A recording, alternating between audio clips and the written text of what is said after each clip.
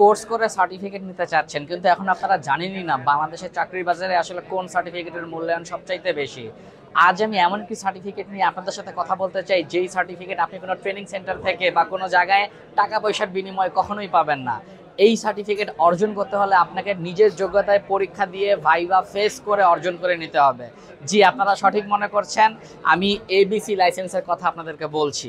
আপনি দেশের যে ইন্ডাস্ট্রিতেই যান, যেই কোম্পানিতেই ভাইভা দেন, কখনো কোম্পানির মালিক বলবে না তোমার সার্টিফিকেট কি আন্তর্জাতিক স্বীকৃত, আন্তর্জাতিকভাবে স্বীকৃত, কোনো স্ট্যান্ডার্ড মেনটেন করেছে, ইত্যাদি ইত্যাদি কথা।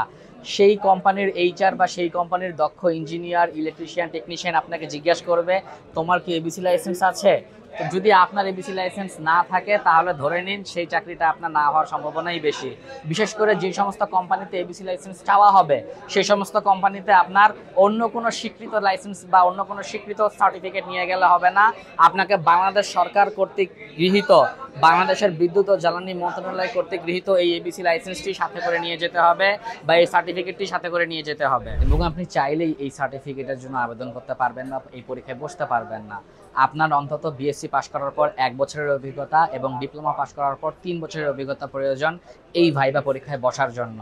অর্থাৎ এটি এমন একটি সার্টিফিকেট যেটি টাকার বিনিময়ে পাওয়া সম্ভব নয়। আপনাকে নিজের মেধা, দক্ষতা, নিজের যোগ্যতার প্রমাণ পরিচয় দিয়ে ভাইভা পরীক্ষা দিয়ে আপনাকে এই সার্টিফিকেটটি অর্জন করে নিতে হবে।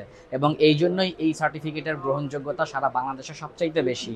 তাই ভুজুং ভাজুং স্ট্যান্ডার্ড মেনটেন করে নয়, ভুজুং ভাজুং প্রতিষ্ঠানে নয়, এমন প্রতিষ্ঠানেই কোর্স করুন যারা আপনার এবিসি লাইসেন্সের পরীক্ষার প্রস্তুতিও করিয়ে দিবে, পাশাপাশি আপনাকে যাবতীয় সকল ধরনের অ্যাডভান্স অটোমেশনের কাজগুলো শিখিয়ে দিয়ে আপনাকে চাকরি বাজারের জন্য পরিপূর্ণভাবে প্রস্তুত করে দিবে।